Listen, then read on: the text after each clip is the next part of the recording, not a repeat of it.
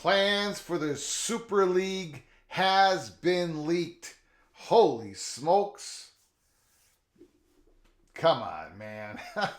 Welcome to episode 390 of College Football's Peek Around the Corner with your host, Greg Flugar. We cover everything in college football because we love everything in college football. And if you do as well, please subscribe to our channel. Smash the like button if you like our content. Share the video with your family and friends. Let's not waste any more time. Let's get into the Super League. College Football Super League pitch deck details, breakaway plan, Sporticle. By Daniel Libet, Eben Novi Williams. We're going to go through this article. Put down your comments and thoughts in the comments section below the video. We will provide a link of this article in the description box. You can read the whole thing. For the past 2 weeks, college sports stakeholders have been debating the concept of a Super League, one group's vision for a brand new college football enterprise.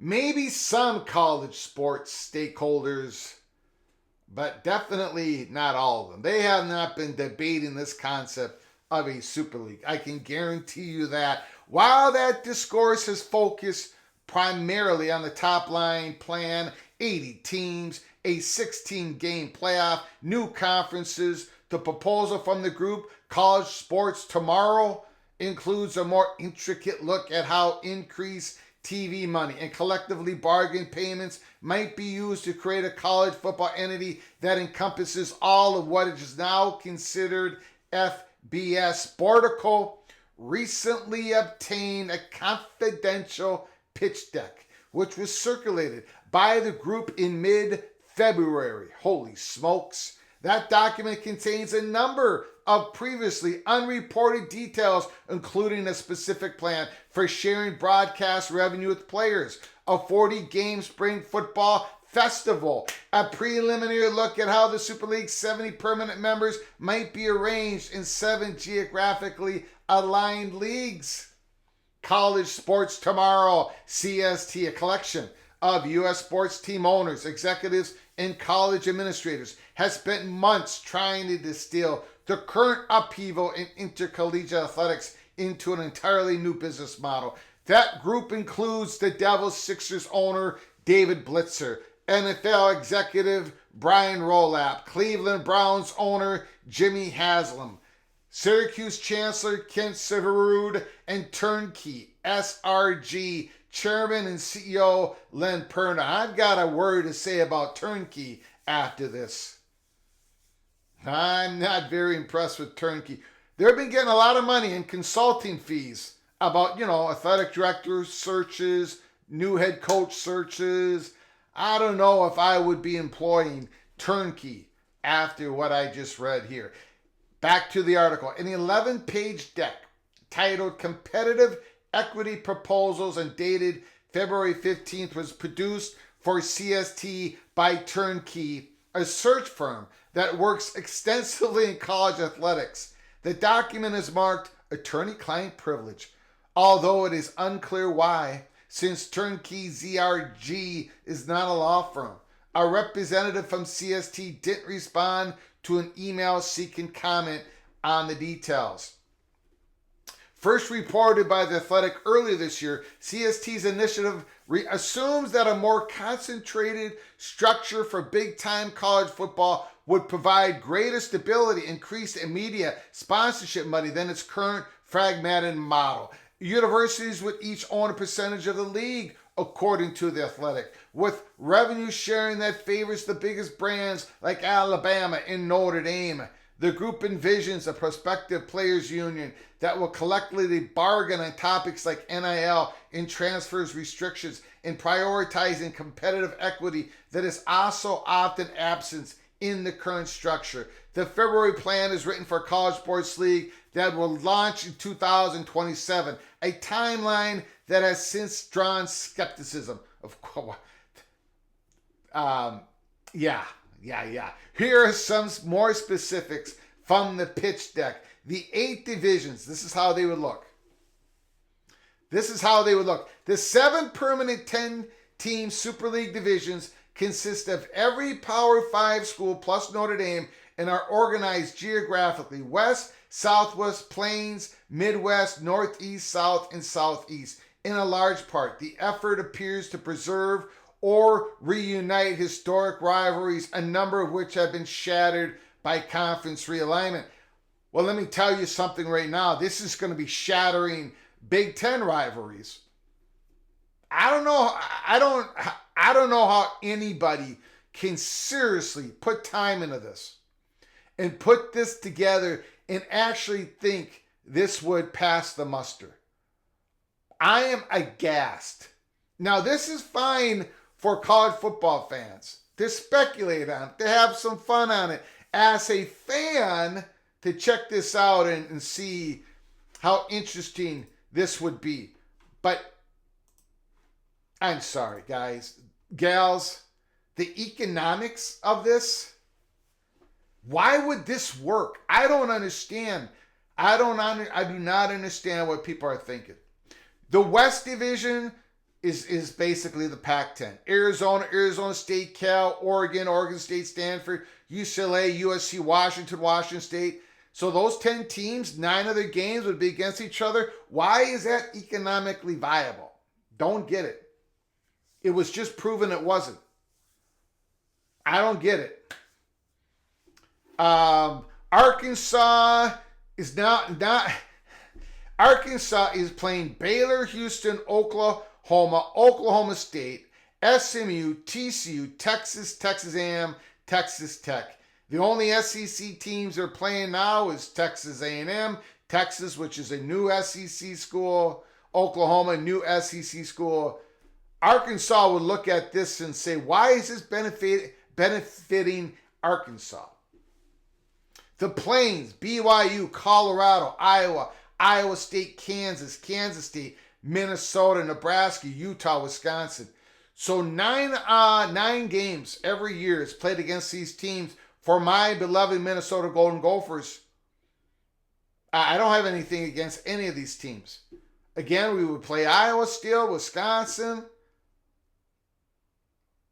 But the only time Minnesota would travel eastward out of these 9 divisional games is to Wisconsin. 9 out of the 10 games.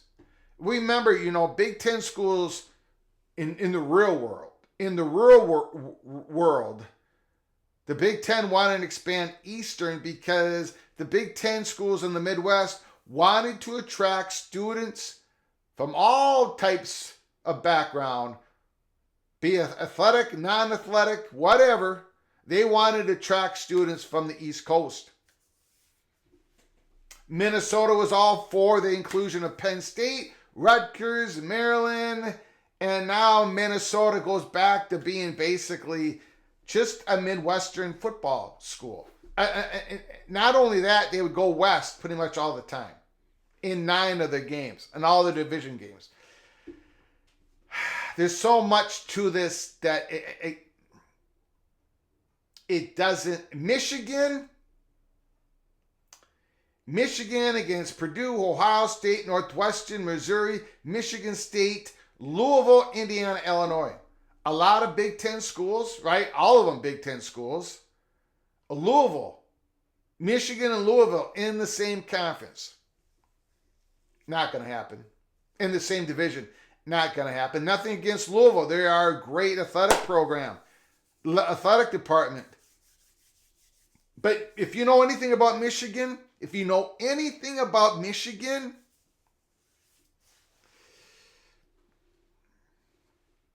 and then here in the Northeast, Boston College, Maryland, Notre Dame.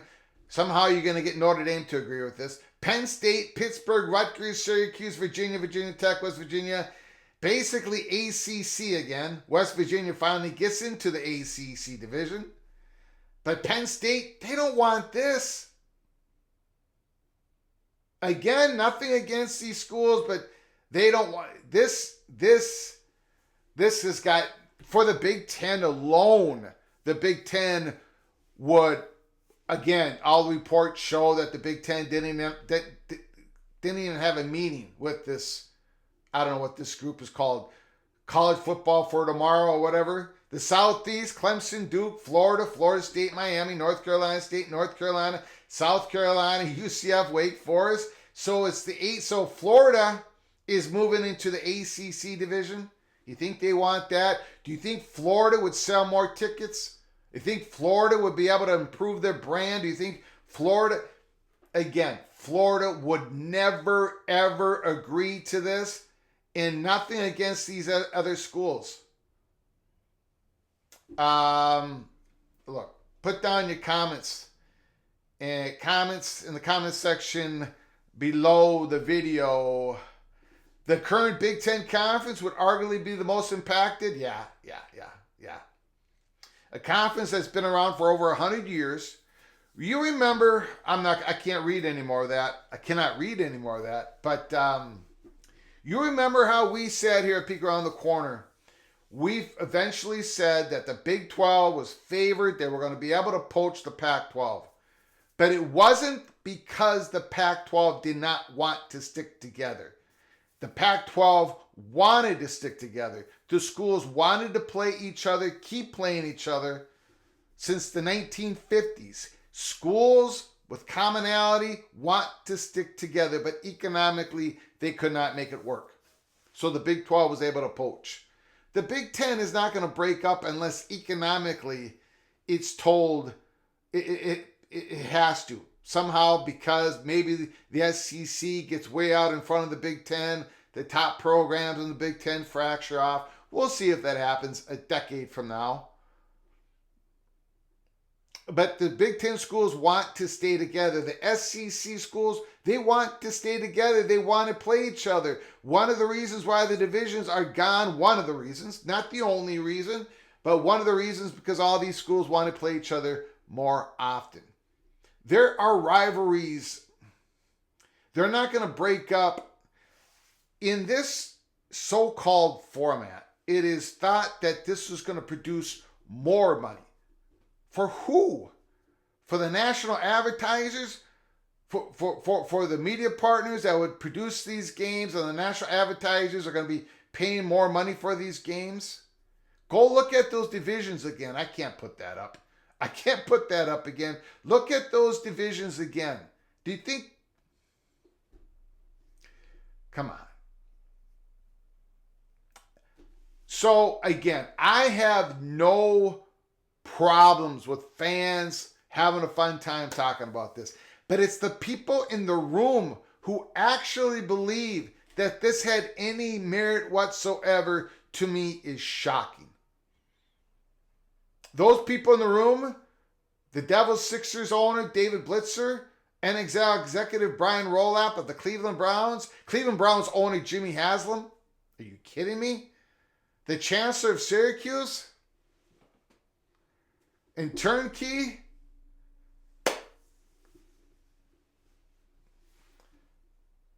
You know what?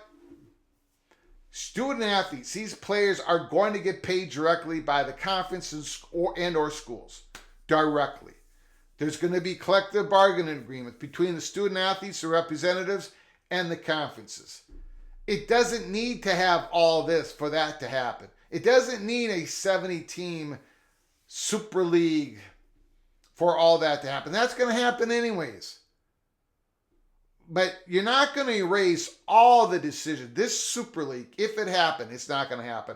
But let's pretend it did happen. It would erase every single decision basically anyone has made for the last decade. When it comes to media partner, with the media company's decisions, president's decisions, realignment decisions. Why would that happen? Who is taking this seriously? If you're taking this seriously, I don't know what to tell you. I do not know what to tell you. But put down your comments. Let me know how wrong I got it. The Super League would benefit everybody. I don't even think it would benefit anybody. Maybe some of the schools, yes, but I don't get it. It's not happening. It is not happening. Until next time, from all of us at PATC to all of you. Please, please, you all take great care of each other. Thank you so very much.